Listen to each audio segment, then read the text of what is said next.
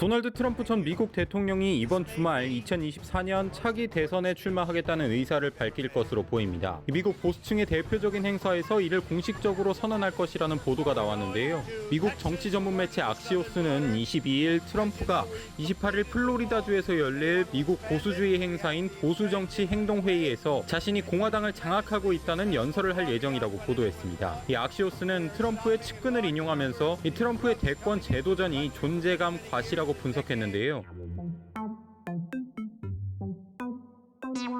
특히 트위터 계정이나 백악관 집무실이 없어도 여전히 공화당을 장악하고 있다는 메시지를 지지층과 미국 정치권에 던지는 것이라고 평가했습니다. 트럼프는 이번 행사를 통해서 대권에서 물러난 이후 처음으로 공개석상의 모습을 드러낼 예정입니다. 트럼프의 참모들은 앞으로 4년 동안 정치 행보를 구체적으로 계획하고 있는 것으로 알려졌는데요. 일단 당면 과제는 2022년 미국 중간선거입니다. 중간선거는 상원과 하원 의원 그리고 주지사를 선출하죠. 사실상 바이든 행정부의 중간 평가 성격입니다. 트럼프는 중간 선거를 앞두고 자신의 편이 돼주는 정치인에게는 이 막대한 선거 자금과 지지를 보내주겠다는 전략인데요. 이런 유혹에 넘어간 일부 주 정부 소속 정치인들이 벌써 트럼프에게 지지를 보내고 있는 것으로 알려졌습니다. 트럼프 진영은 일단 자신만만해 보입니다. 트럼프의 핵심 보좌진 중 한 명인 제이슨 밀러 수석 고문은 이 트럼프가 실질적으로 공화당을 장악하고 있다고 자신하면서 워싱턴 정치인과 일반 풀뿌리 지지층 사이에 있는 유일한 존재라고 트럼프를 치켜 세웠는데요. 밀러 고문은 그러면서 트럼프를 공격하면 풀뿌리 지지층을 공격하는 것과 마찬가지라고 말했습니다.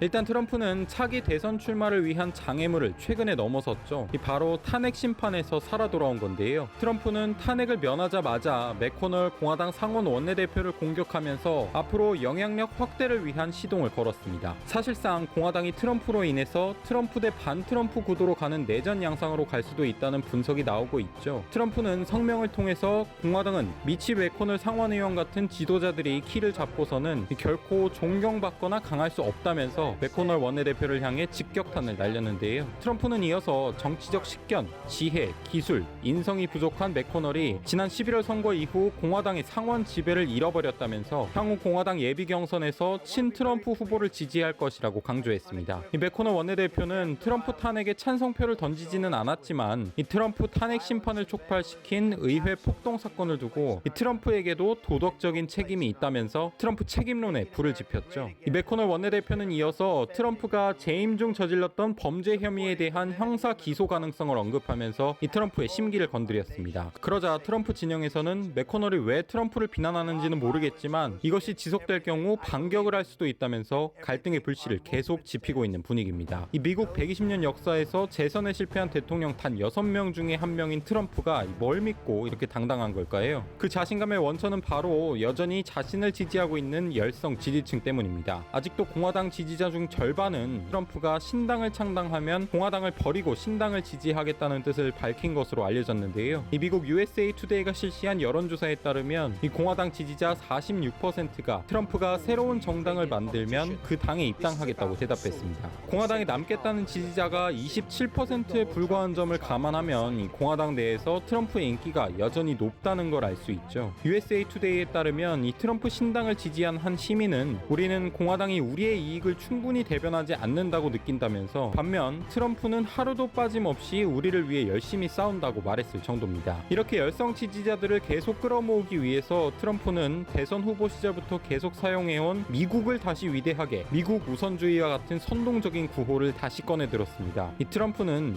MAGA와 아메리카 퍼스트라는 우리의 정책을 내세운 공화당 예비경선 후보들을 필요하고 적절한 곳에서 지원할 것이라고 강조했는데요. 이 트럼프는 우리는 미국 우선주의가 승자이지 맥코널의 특권층 우선주의나 바이든의 미국 무시가 승자가 아님을 알고 있다고 주장하면서 지지층들의 가슴에 불을 지폈습니다. 트럼프 개인에 대한 지지도가 워낙 높다 보니까 사실 공화당도 지난 2016년 대선에서는 이를 이용한 측면이 많죠. 당시 마땅한 대선 주자를 찾을 수 없었던 공화당은 트럼프가 등장하면서 뜻하지 않게 대통령 선거에서 승리하고 권력을 잡게 됐는데요. 이 트럼프는 집권 기간 동안 기존 공화당의 정치 철학과는 다른 발언과 행동을 보여주면서 이 공화당을 당혹스럽게 했지만 이 공화당 지도층은 항상 트럼프를 감싸주면서 트럼프와 공생했습니다. 소위 트럼피즘에 힘입어서 권력을 잡은 공화당이 트럼프와 그의 지지층인 유권자 눈밖에 나고 싶지 않았기 때문입니다. 대통령일 때는 열성적인 지지를 보내는 듯 하더니 이제 와서 손절하는 모습을 보이니까 트럼프 입장에서도 화가 나는 건 당연해 보입니다. 그런데 사실 공화당 입장에서는 대선에서 패배한 트럼프가 탄핵되는 것도 사실 나쁘지 않은 시나리오였는데요. 재선에 실패한 트럼프는 미국 법령상 다음 대선에 한 번 더 출마할 수 있기 때문입니다. 이 4년 중임제인 미국 대통령제는 연임이 아니더라도 2번까지는 대통령을 할 수 있는 것이죠. 그런데 만약 트럼프가 탄핵됐다면 출마 자격 자체가 박탈되기 때문에 이 공화당은 새로운 후보를 낼 수 있는데요. 이래저래 골칫거리인 트럼프를 털고 나서 다음 대선에서 새로운 후보를 내세우려던 맥코널 원내대표와 공화당 지도층은 난감한 입장에 처해졌죠. 전통적 지지층이 이탈하지 않도록 하려면 이 공화당은 여전히 트럼프의 도움이 필요하지만 그렇다고 독자적인 행보를 이어가면서 공화당 지도층을 비판하는 트럼프를 계속 옹호할 수만도 없는 상황이 됐는데요. 일단 내년 중간선거에서 상하원 다수석을 되찾고 2024년 대선에서 승리하는 것이 목표인 공화당 입장에서 보면 트럼프의 주장은 캐스팅 보트나 마찬가지인 중도층 표심 확보에 장애물이 될 가능성이 높기 때문에 이러지도 저러지도 못하는 상황입니다. 게다가 이번 탄핵 심판에서 찬성표를 던진 공화당 소속 상원의원 7명과 하원의원 10명은 트럼프 지지층들에게 거센 비판까지 받게 됐는데요. 빌 캐시디, 리처드 퍼 상원의원은 지역구인 루이지애나와 노스캐롤라이나 주당 중앙위에서 불신이 많이 가결됐을 정도로 트럼프 지지자와 공화당 사이의 갈등은 더욱 거세질 조짐을 보이고 있습니다. 난감해진 건 차기 대선을 노리던 공화당 내 잠룡들도 마찬가지입니다. 먼저 트럼프 행정부에서 부통령을 지내면서 차기 공화당 유력 대선 후보로 꼽히던 마이크 펜스 전 부통령은 이 트럼프와 거리두기에 나서면서 상황을 지켜보고 있는 모습인데요. 이 펜스 전 부통령은 트럼프의 참석이 예정된 보수 정치 행동회의의 초청을 거절했습니다. 펜스 전 부통령도 이번 행사에 연사로 초청됐지만 거절했다고 미국 폭스뉴스가 보도했는데요. 펜스 전 부통령은 대표적인 트럼프 충성파로 꼽혔지만 트럼프가 대선 후 불복 행보를 이어온 데다가 의회 테러 사건 이후 펜스는 트럼프에게 등을 돌리면서 현재는 사실상 결별한 분위기입니다. 펜스 전 부통령은 현재 자신의 홈그라운드인 인디애나주에서 지내면서 이 대권 도전에 시동을 걸고 있는 것으로 알려졌는데요. 주요 외신에 따르면 펜스는 후원금 모금 등을 위한 독자 조직 출범 준비에 나서는 한편 이 보수 성향 싱크탱크인 헤리티지 재단의 특별 초빙 연구원으로 합류했습니다. 미국 언론은 펜스 전 부통령이 당분간 언론 등의 노출을 최대한 자제하고 향후 행보 등에 대해서도 공개적으로 언급하지 않을 것으로 보고 있는데요. 미국 의회 매체 더 힐은 펜스 전 부통령이 퇴임 후 최소 6개월 동안은 언론 노출을 자제할 계획이라고 분석하기도 했습니다. 펜스 전 부통령 다음으로 대선 출마가 거론되는 인물은 니키 헤일리 전 유엔 대사인데요. 사우스캐롤라이나 주지사를 지낸 헤일리 전 유엔 대사는 2024년 대권을 노리는 공화당의 잠룡 중 하나입니다. 지난해 공화당 전당대회 때 찬조 연설까지 하면서 가깝게 지낸 트럼프와는 현재 거리를 두면서 독자적 입지 구축에 나서는 것으로 보이는데요. 헤일리 전 대사는 지난 12일 정치 전문 매체 폴리티코와 인터뷰에서 우리는 트럼프가 기대를 저버린 걸 인정해야 한다면서 트럼프가 가지 말아야 할 길을 갔고 우리는 따라가지 말았어야 했다고 밝혔는데요.